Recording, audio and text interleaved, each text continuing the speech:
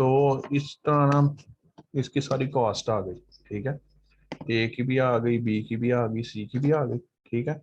अब इसको selling price हमें गिवन है $8, $10 और $14, ये गिवन है ये चीज, ठीक है। अब इसमें से हम अगर कॉस्ट टोटल माइनस कर दें तो प्रॉफिट आ जाएगा हमारे पास, ठीक है जी। तो ये प्रॉफिट आ गए तीनों के। तो सिंपल अब वो कैसे फाइंड हम करते हैं टोटल प्रॉफिट, वो सिंपल नंबर ऑफ यूनिट से उसको मल्टीप्लाई करते हैं। तो ये आपके पास मैक्सिमाइज, ये ऑब्जेक्टिव फंक्शन आ गया। अब इसमें वो क्या आएगा, कंस्ट्रेंट क्या होंगी, सिंपल कंस्ट्रेंट क्या है कि फर्स्ट ये एक पार्ट का ये है 25 पार्ट यूज होते हैं ड्रिलिंग पे, ठीक है। तो एक पार्ट के लिए कैसे आएगा 1/25, उसको मल्टीप्लाई कर दें नंबर ऑफ यूनिट से, तो ये आपके पास आ जाएगा ड्रिलिंग का एक पार्ट का, क्योंकि उसने कहा है ये कैपेसिटी पर आवर, ये कैपेसिटी कंस्ट्रेंट है, ठीक है। तो ड्रिलिंग की कैपेसिटी कंस्ट्रेंट क्या है, ये 25 पार्ट्स के लिए थी, इसका वन पार्ट निकालने के लिए वो 1/25 किया और multiply by number of units, ये टोटल यूनिट्स आ गए ड्रिलिंग के पर आवर के हिसाब से। इसी तरह से ये 1/40 पार्ट बी के आ गए और 1/25 पार्ट सी के आ गए, मतलब एक घंटे के अंदर कितने यूनिट्स आपने बनाने हैं, ये इसकी ड्रिलिंग कंस्ट्रेंट है। इसी तरह शेपिंग के लिए भी आ जाएगी और पॉलिशिंग के लिए आ जाएगी, मतलब ये इसकी कंस्ट्रेंट है और कोई इसमें कंस्ट्रेंट गिवन नहीं, ये कैपेसिटी कंस्ट्रेंट है तीनों, और नॉन नेगेटिव ये तो गिवन है। तो ये उसकी सारी एक प्रॉब्लम हमें वो बना ली, ठीक है जी, क्लियर है, इसमें कोई इशू तो नहीं। बस इसमें ये चीज याद करने वाली है कि ड्रिलिंग, शेपिंग और पॉलिशिंग का जो भी एक्टिविटी है उसमें पर यूनिट के हिसाब से इसको लेके चल रहा हाँ है, जी, चाहे वो प्रॉफिट कॉस्टिंग निकाल रहे हैं तब भी और जब ये कंस्ट्रेंट निकाल रहे हैं तब भी। जी जी बिल्कुल बिल्कुल, पर यूनिट के हिसाब से है ना, अगर आपको उसकी कॉस्ट या वो गिवन होती पर यूनिट के हिसाब से, तो आप उसको फिर उस हिसाब से पर यूनिट में ही देख लेते ना। अब गिवन थी ओवरऑल कॉस्ट, जो गिवन थी वो ओवरऑल गिवन थी, तो इसलिए ये आपने उसको उसी के हिसाब से, पर यूनिट में कन्वर्ट किया है। हाँ जी, पर यूनिट में कन्वर्ट किया, ठीक है जी। ठीक हो, ठीक है। अच्छा, अब ये है जी, हाँ, ये एक दूसरी टाइप की एग्जांपल है। अब इन्वेस्टमेंट गिवन है 70,000, ठीक है, कि 70,000 आपके पास इन्वेस्टमेंट है और डिफरेंट अल्टरनेटिव्स हैं। अब के नेशनल सर्टिफिकेट्स हैं, एक नेशनल को स्कीम है, वो कहता है कि हम 8.5% रिटर्न देंगे, ठीक है। डिफेंस वाले कहते हैं कि हम 10% रिटर्न देंगे, एनआईटी वाले कहते हैं 6.5% देंगे, और हास्ट डिपॉजिट एक डिफरेंट को फर्म है, वो कहता है हम 13% जो है ना वो करेंगे, और मेच्योरिटी की वो सेम टाइम है, ठीक है। तो डिफरेंट रिस्क हैं हर उसके हिसाब से, हर जो ऑर्गेनाइजेशन है उसकी डिफरेंट रिस्क है, ठीक है। तो वो कहता है, जो मिस्टर अली है ना, वो कहते हैं कि मैं डाइवर्सिफाई करना चाहता हूँ, डिफरेंट लगाना चाहता हूँ उसमें, ठीक है जी। और गाइडलाइंस अब गिवन है सिंपल कि 20% जो है, अब यही हमारे पास कंस्ट्रेंट्स हैं असल में, जो गाइडलाइंस है ना वही कंस्ट्रेंट्स हैं। तो वो कहता है कि no more than 20% of the total investment should be in cash deposit, ठीक है, कि 20% से ज्यादा जो है वो उसमें नहीं होना चाहिए, खास डिपॉजिट में नहीं होना चाहिए। The amount of invested in defence saving should not exceed the amount invested in other three. तो वो कहता है कि डिफेंस में आपने जितना पैसा वो इन्वेस्ट करना है ना, वो इन तीनों से ज्यादा नहीं होना चाहिए, सिंपल। और थर्ड गिवन है कि 30% investment should be in NIT and defence, मतलब डिफेंस और एनआईटी को मिला के ना 30% इन्वेस्टमेंट बननी चाहिए आपकी टोटल। और लास्ट पे कहता है the ratio of amount invested in national certificate to the amount in NIT, मतलब नेशनल सर्टिफिकेट और एनआईटी की जो रेशियो बनेगी ना, वो 1/1 to 3 होनी चाहिए, उससे ज्यादा नहीं होनी चाहिए। तो सिंपल ये कंस्ट्रेंट्स है आपके पास। टोटल अमाउंट गिवन है 70,000, ठीक है। तो x1 x2 x4 चार आपने वेरिएबल बना लिए, क्योंकि चार इसमें ऑप्शंस थे। सिंपल, डिफेंस है, ये नेशनल सर्टिफिकेट है, एनआईटी है और हास, तो चार ऑप्शन है। तो उसके जो अमाउंट इन्वेस्ट होगी वो हमने चार ऑप्शन डिफाइन कर लिए, x1 x2 x3 x4। ठीक है। अब मैक्सिमाइज कैसे हो सकता है, तो वो सिंपल, कितनी अमाउंट आप इन्वेस्ट करोगे नेशनल सर्टिफिकेट के अंदर और उस पर रिटर्न आपको कितना मिलेगा 8.5%। तो सिंपल वो ये 8.5% को इसको अमाउंट से मल्टीप्लाई कर दिया, तो ये उसका प्रॉफिट फंक्शन एक आ गया, मैक्सिमाइज फंक्शन, इसको मैक्सिमाइज करना है। ठीक है जी। और कंस्ट्रेंट्स क्या है, सबसे बड़ी कंस्ट्रेंट है अमाउंट, रिसोर्स कितनी है आपके पास 70,000। तो इसका मतलब है कि चारों का जो एडिशन है वो 70,000 से एक्सीड नहीं करेगा, इक्वल टू 70,000 होगा। और सेकंड कंस्ट्रेंट क्या थी, ये गिवन थी कि 20% जो है ना उससे ज्यादा इन्वेस्टमेंट आपने हास में नहीं करनी। तो हास के नंबर ऑफ यूनिट्स क्या थे, x4, ये इधर हमने डिफाइन कर दिया था। तो x4 जो है वो लेस देन होना चाहिए 20% ऑफ 70,000, वो हो जाएगा 14,000। तो x4 should be less then 14,000। ये नंबर वन कंस्ट्रेंट आ गई। सेकंड कंस्ट्रेंट क्या थी कि डिफेंस सेविंग में जितनी भी आप वो करोगे ना, वो अदर थ्री से ज्यादा नहीं होना चाहिए। तो वो अदर थ्री कौन से हैं, x1 x3 x4। x2 आपने डिफाइन किया था डिफेंस के लिए, तो वो लेस देन होना चाहिए x1 x2 x3 x4। ठीक है जी। इसको इस फॉर्म में भी लिख सकते हैं, इस फॉर्म में भी लिख सकते हैं, जैसे भी। सेकंड क्या थी कि 30% इन्वेस्टमेंट जो है वो एनआईटी और डिफेंस में होना चाहिए। तो वही जो है एटलीस्ट 30%, तो वो ग्रेटर होगा उससे हमेशा, कि उससे कम नहीं आप कर सकते, एटलीस्ट 30%। तो वो 30% 70,000 का 21,000 बनता है, ये कंस्ट्रेंट आ गई। ठीक है जी। और लास्ट पे इसकी क्या है कि ratio of the amount invested in the NIT और ये जो है x1 डिवाइड बाय x3, वो लेस देन होना चाहिए 1/3। ठीक है। तो इसको इस फॉर्म में भी आप लिख सकते हो, और ये वही नॉन नेगेटिव होनी चाहिए। तो ये आपके पास मॉडल आ गया टोटल। ठीक है, ये इजी था, वैसे कोई इतना इसमें है नहीं। ठीक हो गया। अच्छा यार, इनको सिर्फ मॉडल्स बनाने हैं या इनको सॉल्व भी करना है फिर आगे? सॉल्व अब सर ने अब बताया ना, इनिशियली तो यही था कि मॉडल्स, अब इसको सॉल्व करने का भी आप वो कर सकते हो, लेकिन बाय हैंड वैसे ये मुश्किल हो जाएगा काफी, जो है ना। नहीं जी, सॉल्व नहीं करने ये कॉम्प्लेक्स फंक्शन हाँ। हाँ भैया नहीं करने, सॉल्व नहीं करने, बस नहीं सर, मॉडल्स मैं बनाने सिर्फ हैं, पूछ दैट्स रहा था। ऑल। हाँ, मैं हाँ सॉल्व नहीं करने, लेकिन ठीक आप है, कर ठीक है। सकते हैं। अच्छा जी, आगे। तो कहता है जो है ना रिसोर्स एलोकेशन, अब रिसोर्सेज की एलोकेट करना आपने, तो उसको कैसे सॉल्व करेंगे। तो अब वो तो हमने देखा था बेसिक, एक दो उसके अंदर वो थे प्रोडक्ट मिक्स प्रॉब्लम में, एक दो ही अभी ऑप्शंस थे, लेकिन जब ज्यादा होते जाएंगे ऑप्शंस, तो उसमें हम फिर ये इस तरह से जनरलाइज फॉर्म में लिखेंगे। तो वो कहता है all allocation problem have in common attempt to allocate a scarce resource as to optimize the consequence of the allocation। ठीक है जी। तो product mix problem is a special case of ये रिसोर्स। इसी तरह एग्रीकल्चर एलोकेशन प्रॉब्लम है, तो उसमें अमाउंट ऑफ फार्म लैंड हो सकता है।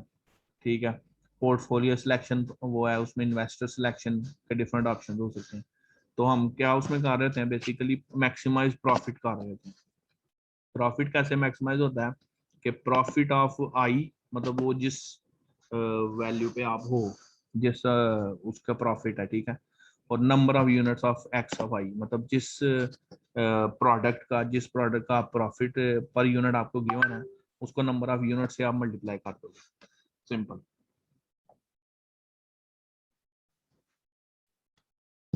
यार एक मिनट जरा होल्ड करना।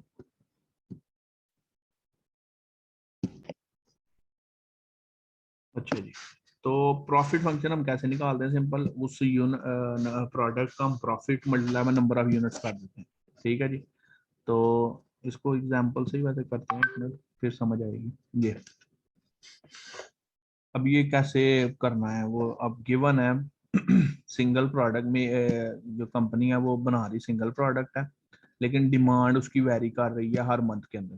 ठीक है, 4 मंथ्स हैं गिवन, कि फर्स्ट मंथ में 1000 है, सेकंड में 800 है, 1200 है, 900 है। ठीक है कि हर मंथ में डिमांड वेरी कर रही है और कैपेसिटी उसने गिवन है कि 800 है।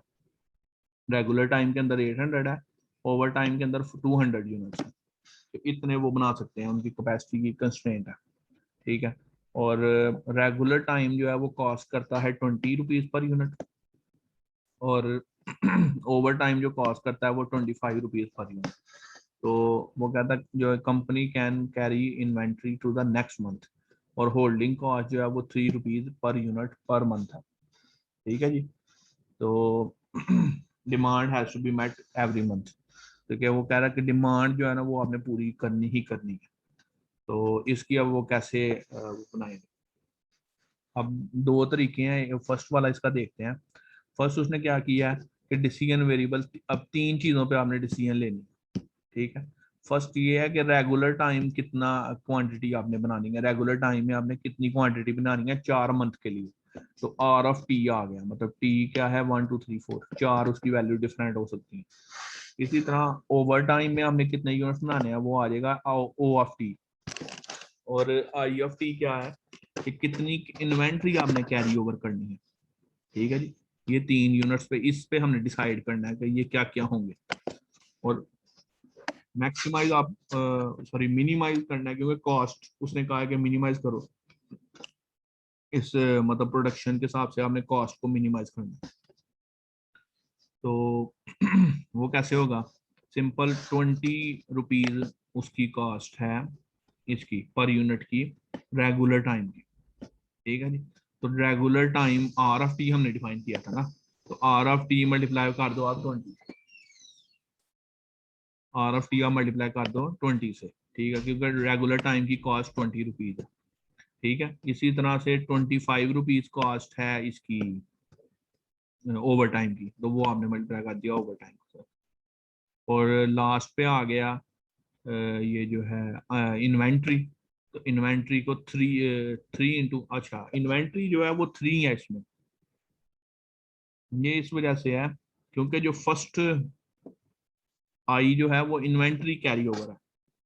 आई जो है वो इन्वेंट्री कैरी ओवर है, मतलब कितनी इन्वेंट्री आप मंथ के एंड पे वो रिमेनिंग आप रखोगे, फिर वो नेक्स्ट मंथ में कैरी करोगे उसको। ठीक है, अब आई 1 2 3 3 दफा क्यों कि जो फर्स्ट मंथ पे जो इन्वेंट्री होगी वो सेकंड में आप कैरी करोगे, सेकंड की जो है थर्ड पे, और थर्ड की फोर्थ पे, मतलब 3 दफा इन्वेंट्री आप कैरी ओवर कर सकते हो। इसलिए जो आई की वो टर्म्स हैं वो 3 है। ठीक है, इसमें तो नहीं कंफ्यूजन। अच्छा, सेकेंडली आगे कंस्ट्रेंट्स पे। अब कंस्ट्रेंट क्या क्या है आपके पास, तो उसने कंस्ट्रेंट क्या थी, ये सबसे बड़ी कंस्ट्रेंट है ये कि डिमांड आपने मीट करनी ही करनी है, उसको आपने कॉम्प्रोमाइज नहीं आप कर सकते। ठीक है जी। तो फर्स्ट मंथ में जो आपकी डिमांड है वो कितनी है 1000 है। रेगुलर टाइम में आप जितनी कैपेसिटी बनाओगे प्लस ओवर टाइम, ठीक है, वो दोनों जो है वो हमेशा इक्वल टू होनी चाहिए 1000 से। ठीक है, और अगर सपोज कोई एक्स्ट्रा वो बच गई, एक्स्ट्रा यूनिट्स बच गए, तो वो I1 के फॉर्म में इधर ऐड हो जाएंगे। मतलब 1000 यूनिट्स तो यूज हो गए ना जो आपकी डिमांड थी। अब जो एक्स्ट्रा यूनिट्स आपने बनाए थे वो I1 के फॉर्म में सेव हो गया वो। अब वही I1 जो है वो नेक्स्ट मंथ में ऐड हो जाएगी। ठीक है, कि R2 मतलब सेकेंड मंथ में हमने जो रेगुलर टाइम में यूनिट्स बनाए, इसी तरह O2 रेगुलर टाइम में सॉरी ओवर टाइम में आपने जो सेकेंड मंथ में बनाए। और I1 क्या है, जो प्रीवियस मंथ में इन्वेंट्रीज वो आपकी इधर ऐड हो जाएगी। और डिमांड नेक्स्ट मंथ में क्या है 800। और इसी तरह अगर आप कोई ओवर एक्स्ट्रा यूनिट्स बनाते हो उसमें, तो वो I2 की फॉर्म में एक्स्ट्रा प्लस हो जाएंगे, मतलब वो I2 इधर नेक्स्ट में आ जाएगा। इसी तरह 1200 इसकी डिमांड है और 900 इसकी डिमांड है, मतलब ये आपके पास डिमांड की कंस्ट्रेंट्स आ गई सारी। सेकंड जो कंस्ट्रेंट है वो ये है कि उसने कहा है कि company has a regular time capacity 800, मतलब 800 इसकी रेगुलर टाइम की कैपेसिटी है। तो इसका मतलब है कि रेगुलर टाइम जो है वो लेस देन 800 होना चाहिए। रेगुलर टाइम में जितने भी आप यूनिट्स बनाओगे वो लेस देन 800 होना चाहिए। इसी तरह ओवर टाइम की कैपेसिटी गिवन है 200। तो कि ओवर टाइम में जो आप यूनिट्स बनाओगे वो 200 से ज्यादा नहीं हो सकते। ठीक है जी, तो ये उसकी कंस्ट्रेंट आ गई। और नॉन नेगेटिव कंस्ट्रेंट, तो ये इसकी पूरी एक प्रॉब्लम हमने डिफाइन कर दी। ठीक है, इसमें कोई इशू तो नहीं? नहीं, क्लियर हो गया। इसमें सिर्फ वो इन्वेंट्री का था, वो थोड़ा ट्रिकी है क्योंकि I1 2 3 जो था ना वो आप 4 इसमें नहीं आएगा, बस ये थोड़ा ट्रिकी था। हाँ जी। अच्छा, तो यही तरीका वैसे इजी है। नेक्स्ट वाला अगर देखना है ना, अब इसमें नेक्स्ट तरीके में इसने क्या किया है कि इधर जो आई था ना, आई उसने एलिमिनेट कर दिया ऊपर से। आई नहीं, वो इन्वेंट्री नहीं रखेगा मतलब। ठीक है जी। तो वो अब मैनेज उसको बेसिक उसने क्या किया कि इधर से यार ये इधर से जो आई की वैल्यू आ रही है ना, वो क्या आएगी आपके पास, R1 + O1 - 1000। ठीक है, वो आप ऊपर पुट कर दो इधर। इधर से इन तीनों वैल्यू, इन तीनों इक्वेशन से ना I1 I2 I3 की जो वैल्यूज आ रही है ना, वो आप इधर पुट कर दो। तो उधर से फिर आपके पास ये इक्वेशन आ जाएगी पूरी। कॉम्प्लेक्स है वैसे, ये रिकमेंड नहीं करूंगा मैं। ठीक है, और इसी तरह उसकी कंस्ट्रेंट्स भी चेंज हो जाएगी। अगर ये समझना है तो समझा दूं यार, ये रहने दो, वही ठीक है। यार मेरे हिसाब से सरमत भाई वो पिछला बहुत आसान था, उसमें कोई हाँ इतना कोई ट्रिक्स नहीं है हाँ सिवाय जी इन्वेंट्री के। जी और जी। वो पॉइंट ना बड़ा इजीली समझ भी आता है क्योंकि हाँ पहले महीने में इन्वेंट्री हम लोग सेकंड मंथ के लिए रखेंगे, हाँ जी सेकंड वाली कैरी ओवर करके थर्ड के लिए रखेंगे, थर्ड की फोर्थ के लिए, और फोर्थ से आगे क्योंकि हमारी प्रॉब्लम ही खत्म हो रही है तो उससे आगे इन्वेंट्री I4 नहीं आएगी। जी वो जी। इजी है प्रॉब्लम, वही बस कर लेते हैं। ठीक है, ऐसे ही कंफ्यूज होने वाली बात है, वही तरीका बेहतर है वैसे। ठीक है जी। उसमें अच्छा, उसमें कॉम्प्लेक्सिटी भी नहीं है ना, मतलब कोई इसमें समझ ऐसी चीज है नहीं जो समझ ना आई हो। एक सीक्वेंस में चलते हैं ना, बड़ा अच्छी वो समझाएगा उसमें। ये 12 नंबर कौन है? ये कह रहे क्वेश्चन है कोई इनका? जी पूछें। जी पूछे।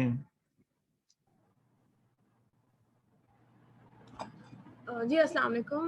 मेरा एक क्वेश्चन है कि जो इसके नेक्स्ट 4 मंथ्स में जो सेकंड मंथ में 800 है डिमांड, हाँ जी। और जो company has a regular time capacity of 800 per month, यानी company has a regular time capacity, तो जो डिमांड कंस्ट्रेंट सेकंड नंबर है, तो जब उसके अंदर already regular time capacity meet हो रही है which is of 800, then why do we need to over produce? I mean इस देखिए ना, तरह ओवर। जी नेक्स्ट मंथ में आपने 1200 भी तो पूरा करना है ना, वो कैसे पूरा करेंगे?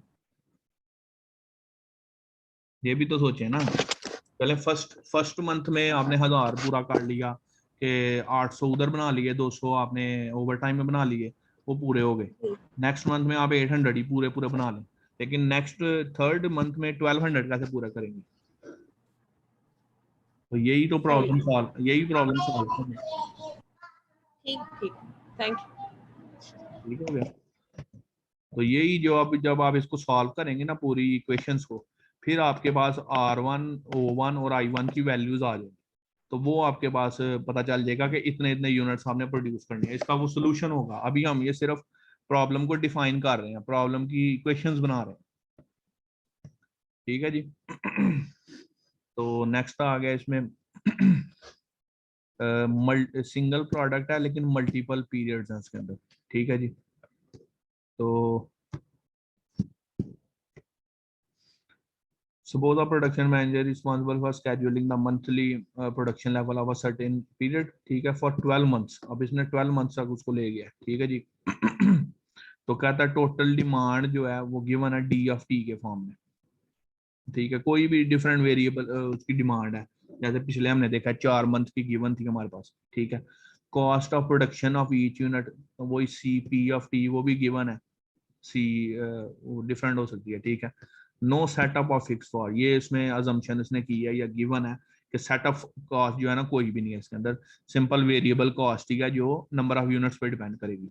होल्डिंग कॉस्ट है, वो कब पड़ेगी आपके पास, जब इन्वेंट्री होगी आपके पास, जितनी आपने इन्वेंट्री को स्टोर करना है जितने मंथ्स के लिए। ठीक है, और प्रोडक्शन कैपेसिटी कि कितनी प्रोडक्शन कैपेसिटी है आपके पास। तो वो कहता है कि मैनेजर ने उसको वो करना है, फॉर्मलाइज करना है कि 12 मंथ में क्या क्या कितना कितना यूनिट्स बनाओगे ताकि डिमांड उसकी पूरी हो जाए। तो वो कहता है assumption क्या है कि no initial inventory at the beginning of first month. ये सबसे बड़ी assumption है कि फर्स्ट मंथ में हम अज्यूम कर रहे हैं कि इन्वेंट्री 0 है। और shortage of product is not allowed at the end, कि at the end of the month जितना आपके पास ऑर्डर आएगा आप उतनी प्रोड्यूस जरूर करोगे। ठीक है जी। तो सिंपल मिनिमाइज आप किसको करोगे, कॉस्ट को। तो कॉस्ट पर यूनिट गिवन है और मल्टीप्लाई बाय क्वांटिटी, सिंपल हम मल्टीप्लाई करेंगे तो ये आपके पास आ जाएगी पर यूनिट कॉस्ट जो है ना पूरे उसकी आई टू टी, मतलब 12 मंथ्स हैं अगर तो 12 इधर पुट कर देंगे आप, सिंपल। ठीक है। और होल्डिंग कॉस्ट भी कुछ ना कुछ आएगी। ठीक है। वो क्या होगी, होल्डिंग कॉस्ट इनटू इन्वेंट्री, मतलब जितनी इन्वेंट्री आप, जितने नंबर ऑफ यूनिट्स आप स्टॉक कर रहे हो, स्टोरेज कर रहे हो, उसको आप होल्डिंग कॉस्ट के साथ मल्टीप्लाई कर दोगे, सिंपल। ये उसका ऑब्जेक्टिव फंक्शन बन गया। इसी तरह आप कंस्ट्रेंट क्या है, कंस्ट्रेंट फर्स्ट क्या है कि inventory equals to inventory of previous, जैसे हम उसमें निकाल दें यार ओपीएस में कि प्रीवियस इन्वेंट्री प्लस क्वांटिटी जो आपने बनाई माइनस डिमांड, कि मतलब उसमें से जितनी आपने क्वांटिटी प्रोड्यूस की है उसमें से ऑर्डर कस्टमर के आप माइनस करते जाओ और प्रीवियस इन्वेंट्री उसके अंदर ऐड करते जाओ, तो ये नेक्स्ट की इन्वेंट्री आपके पास आ जाएगी। और सेकंड कंस्ट्रेंट क्या गया, जितनी आपने क्वांटिटी बनानी है कितनी कैपेसिटी से तो लेस होगी। ठीक है। सबसे बड़ी कंस्ट्रेंट आपको पता है कि कैपेसिटी से कम ही हम यूनिट्स बना सकते हैं, और क्यू और आई जो है वो पॉजिटिव होगा। ठीक है। ये उसने जनरलाइज्ड एक वो बना दिया, इसमें वैल्यूज गिवन नहीं है। अगर इसमें वैल्यू गिवन भी होंगी तो फिर आप उस हिसाब से आप पुट करके तो इसको आप वो कर सकते हैं। ठीक है जी। इसमें इसमें सरमत भाई दो बातें हैं, ये जो पीछे करेंगे बट हाँ हाँ जो क्वांटिटी हम प्रोड्यूस कर सकते हैं ना, या तो वो मैक्सिमम कैपेसिटी के इक्वल हो सकती है या उससे कम हो सकती है। हाँ। तो कैपेसिटी के ऊपर ही डिपेंड करता है ना, आपकी कैपेसिटी है 1000 यूनिट्स की, जैसे पिछले एग्जांपल में हमने कहा था कि 800 की कैपेसिटी है तो हम 800 या 800 से कम ही बना रहे थे, ऐसे ही है ना। सही। ठीक ठीक। ठीक हाँ। हो और गया। इन्वेंट्री का फॉर्मूला उधर से ही आ गया है जो हम ओपीएस में पढ़ते हैं। ठीक है। ये जनरलाइज उसने एक बता दिया आपको। अच्छा जी। ठीक हो गया। ये भी एग्जांपल है। वो कहता है कि एनुअल बजटिंग एडवर्टाइजिंग बजट है 20,000 और दो मीडिया कंपनीज हैं, सॉरी 2 मीडिया हैं ए और B. Unit cost of media A 1000 है, मतलब एक अगर आप मैसेज मीडिया ए पे चलाते हो ना तो वो 1000 रुपये आपको पड़ते हैं। इस तरह मीडिया बी पे चलाते हो तो वो 1500 आपको पड़ता है। मीडिया ए जो है वो मंथली मैगजीन है और is desired in one issue. ठीक है जी। एक इशू उसका आता है और एटलीस्ट 5 मैसेज, और मीडिया बी के ऊपर जो है ना वो 5 मैसेज कम से कम चलते हैं। इसमें एक है ए के अंदर और 5 मैसेज जो है ना बी के ऊपर चलाने, ये उसकी कंस्ट्रेंट है। और इफेक्टिव एक्सपेक्टेड ऑडियंस कितनी है, अगर एक मैसेज मीडिया ए पे चलता है ना वो 40,000 बंदा सुन लेता है या देख लेता है या पढ़ लेता है, मतलब 40,000 ऑडियंस पे पहुंच जाता है। और बी के ऊपर 50,000 है। ठीक है जी। अब वो कह रहा है कि इसको वो करें, अब मैक्सिमाइज किस चीज को करना है आपने, ऑडियंस को करना है। ठीक है ना। मीडिया का काम क्या है कि जितनी ज्यादा ऑडियंस के पास वो चीज पहुंच जाएगी उनका काम वो पूरा हो जाता है, या उनके कोई वो होती है रैंकिंग होती है या पता नहीं क्या उनका हिसाब किताब होता है मीडिया वालों का। तो तो 40,000 X1 X2 हमने डिफाइन कर लिया, मतलब नंबर ऑफ जो है ना मैसेजेस जो आपने चलाने हैं ए और बी के ऊपर। तो ए के साथ आ जाएगा 40,000, क्योंकि 40,000 बंदे के साथ वो पहुंच रहा है। और इसी तरह जो बी वाला है वो 50,000 बंदे को पहुंच रहा है मैसेज आपका। तो ये उसको आपने मैक्सिमाइज करना है, अफेक्टिव ऑडियंस को। ठीक है जी। और कंस्ट्रेंट इसमें क्या आ गया, सबसे पहले क्या है रुपीज, मतलब पैसों का कंस्ट्रेंट है कि जो 20,000 आपका बजट है उसके अंदर अंदर आपने काम करना है। तो इसका मतलब है कि 1000 इंटू X1 और 1500 इसका था बी का, तो 1500 इंटू X2 वो लेस होना चाहिए 20,000 से। ये आपकी कॉस्ट है, ये आपकी कैपेसिटी है, इससे ज्यादा नहीं आप कर सकते। और सेकेंडली ये गिवन है कि एक ही इशू चलाना है आपने मैगजीन का, मतलब महीने में एक ही इशू आएगा इसका। और ये सपोज कोई हो सकता है कोई चैनल पे चलता हो, कोई रेडियो पे चलता हो, तो वो 5 इश्यूज चल सकते हैं, 5 मैसेजेस आ सकते हैं बी के। तो X1 जो है सिंपल वो लेस देन 1 है और X2 जो है वो लेस देन 5 है। सॉरी लिखा है एटलीस्ट 5, सॉरी एटलीस्ट 5 मतलब कम से कम भी आपने 5 चलाने हैं, 5 उसकी मशहूरियां सपोज चलानी है चैनल के ऊपर कह लें या रेडियो के ऊपर कह लें, तो वो 5 से ज्यादा ही होगी, 5 या 5 से ज्यादा, और नॉन नेगेटिव की। सिंपल ही है, इसमें कोई इतना नहीं है कोई इसमें प्रॉब्लम।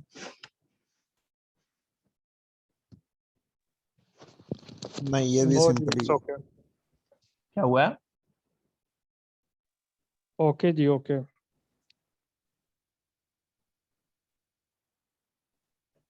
अच्छा जी। ये आ गया है टीवी का, उसने बताया कि 2 तरह के वो हैं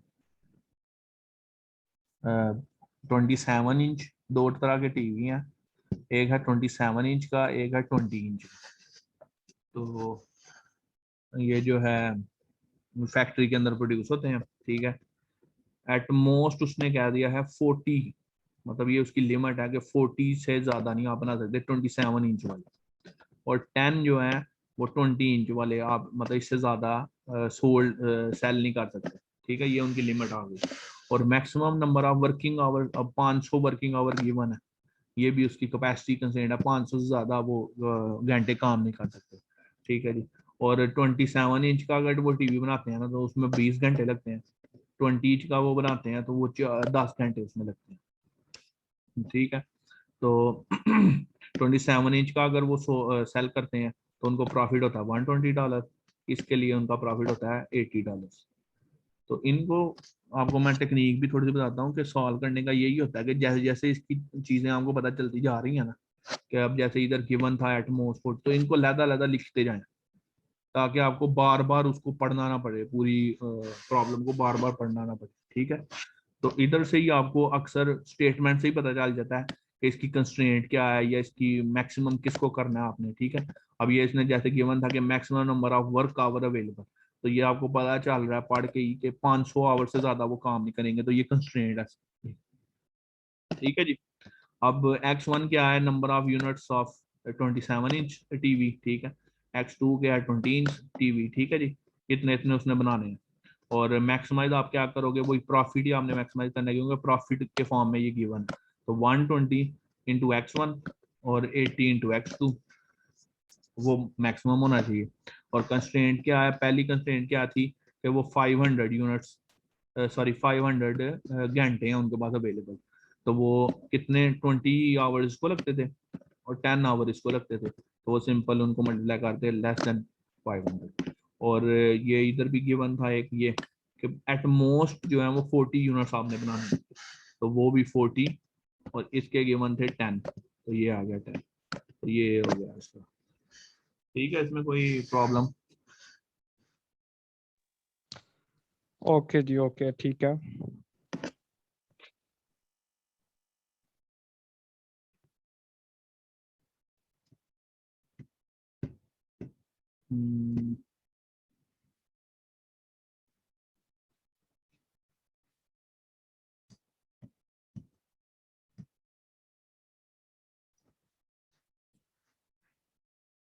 बाकी भी करवा दूं या यार, इसमें सारे वैसे सिंपल ही हैं, इतने कोई है नहीं कोई मुश्किल यार। यार एक काम करते हैं अपना सरमद भाई, जी जी। इस पे हम लोग खुद भी ट्राई करते हैं थोड़ा सा, हाँ और अगर कोई इशू होता है फिर पूछते हैं हम आपसे। हाँ, क्योंकि ये मैं लास्ट पे आपको ये थोड़ा सा बता देता हूँ इसका, ये वाला। इसमें कोई अगर ट्रिक्स वगैरह हैं तो पहले बता दे, मुश्किल जो लगता है सरमत आपको। भाई, टाइम वाला थोड़ा करवा दीजिएगा। चलो 1 मिनट ये पहले बता के फिर बताता हूँ। अच्छा, श्योर। ये सर ने लास्ट उसमें बताया जैसे थोड़ा सा ना, कि अब जैसे ये आ जाएगा आपके पास एक फंक्शन आ जाएगा मैक्सिमाइज आपने इसको करना है, ठीक है, गिवन था। इसी तरह कंस्ट्रेंट्स आ गई आपके पास 2 या 3 या जो भी इसमें हो सकता है, ठीक है। और X1 X2 ग्रेटर देन 0, ठीक है जी, ये कंस्ट्रेंट थी। अब ये थोड़ा सा आपको मैं बताता हूँ कि X1 X2 ग्रेटर देन 0 क्या मतलब है कि फर्स्ट क्वाड्रेंट में आप रह सकते हैं, ठीक है। फर्स्ट कंस्ट्रेंट से आपके पास ये आ गया, ठीक है। अब सेकंड जो कंस्ट्रेंट है वो है ये X1, ये क्या नाम है, should be less than equal to 10, ठीक है। तो इधर से अगर हम उसका वो निकाल लें X1 की वैल्यू अगर 0 पुट करके ना x2 की वैल्यू निकाल दें तो वो क्या आ जाएगी, वो आ जाएगी 5। ठीक है, कि मतलब इक्वल टू 5 होगा या लेस देन 5 होगा, तो ये इस पॉइंट पे आएगा। ठीक है, और इसी तरह x2 की वैल्यू अगर हम इस इक्वेशन में 0 पुट करें तो वो x1 की आ जाएगी 10, कि मतलब या 10 हो सकती है या 10 से लेस हो सकती है। ठीक है, तो ये 5 वाला पॉइंट और इधर से 10 वाला पॉइंट, तो इनको आप आपस में मिला दें, मतलब एग्जैक्ट वैल्यू निकालने के लिए आप तो सॉफ्टवेयर वगैरह भी यूज कर सकते हैं, लेकिन ये भी ठीक ही है, एक लाइन आपने लगा दी। ठीक है, कि इधर से 5 को वो मीट करे, इधर से 10 को मीट करे। ठीक है, अब इसी तरह से ये जो सेकंड इक्वेशन है इसको आपने यूज करना है और x1 x2 की वैल्यूज निकालनी है, तो वो इन दोनों केसेस में 6 और 6 आएगी। ठीक है, तो ये देखें 6 पे एक पॉइंट है। ठीक है, और वही एक्स इंटरसेप्ट और वाई इंटरसेप्ट इसमें निकाला इसने। ठीक है, ठीक है, समझ आ रही है, इजी है। हाँ, तो ये दो लाइंस आ गई। और सेकंड है कि x1 जो है वो लेस देन 4 होगा हमेशा, ये इसमें कंस्ट्रेंट है। अब जो इसका वो बन रहा है ना x1 इक्वल टू 4, इसका मतलब है x2 जो है वो 0 है। ठीक है, x2 जो है वो सही, 0 है, और x1 इक्वल टू 4 है, मतलब ये स्ट्रेट लाइन इसकी बन रही है x1। सारे पॉइंट्स 4 ही आएंगे इसके एक्स 4 के, पॉइंट्स आ चार गए। चार चार, अब ये स्ट्रेट चारों लाइन में के अंदर जो कॉमन रीजन आ रहा है वो ये वाला आ रहा है। ठीक है जी, फिजिबल सॉल्यूशन। हाँ फिजिबल, ये पूरा आपकी फिजिबल ये रेंज है आपकी, किसके अंदर आपका सोल्यूशन लाई कर रहा है। ठीक है जी, अब वही जैसे सर ने बताया था कि जो कॉर्नर्स है ना उनके में से एक पे इसका ऑप्टिमल सोल्यूशन होता है हमेशा। तो आपने इस पॉइंट पे जो जो जिसे जो क्रॉस कर रहा है, ठीक है जी, उस 5 पॉइंट पे पॉइंट्स हैं। आपने उसका सोल्यूशन फाइंड करना है। तो सिंपल इस फर्स्ट पॉइंट ए के ऊपर उसने फाइंड किया 2 4, उसका मैक्सिमम सोल्यूशन आ गया 24। अब इसको हम मैक्सिमाइज कर रहे थे। ठीक है, तो इसका मतलब है जिस पॉइंट पे आपका मैक्सिमम वैल्यू आएगी ना जी की, वही आपके पास ऑप्टिमल सोल्यूशन होगा। ठीक है जी, अच्छा यार, सर सरमत भाई, ये पॉइंट्स जो आ रहे हैं, हाँ जिस तरह लिखा हुआ है 2 और 4, हाँ इसको किस इक्वेशन में डालना है हमने? मैक्सिमाइज, ये जो ऊपर दी हुई है हाँ, सब ये इसमें जी की फॉर्म में जी। ऑब्जेक्टिव फंक्शन में। हाँ जी, अगर वो ठीक हो गया, मिनिमम होगा तो आप देखोगे कि चारों में से मिनिमम किधर आ रहा है। ठीक है। हाँ, तो अब इसमें 24 इसका मैक्सिमम आंसर आ रहा है 4 2 पे। इसी तरह इसको ये जो है 2 4 पे भी करो तो दो जगह पे इसका मैक्सिमम लाइक आ रहा है, तो ये उसके ऑप्टिमल पॉइंट्स हैं। ठीक है, ठीक हो गया। हाँ, ये इसका एक थोड़ा सा सर ने बताया, पता नहीं मुझे तो डर है इसका कोई सवाल ना दे दे, मैं इस वजह से मैं कहता कि चलो आपको भी थोड़ा सा वो हो जाए। नहीं, इसका सर ने कहा था ये वाला मॉडल नहीं आएगा, ग्राफिकल मॉडल, क्योंकि हम्म। मैंने यही पूछा था सवाल सर से कि ये तो बहुत आसान है, तो कहते नहीं, ये नहीं आएगा।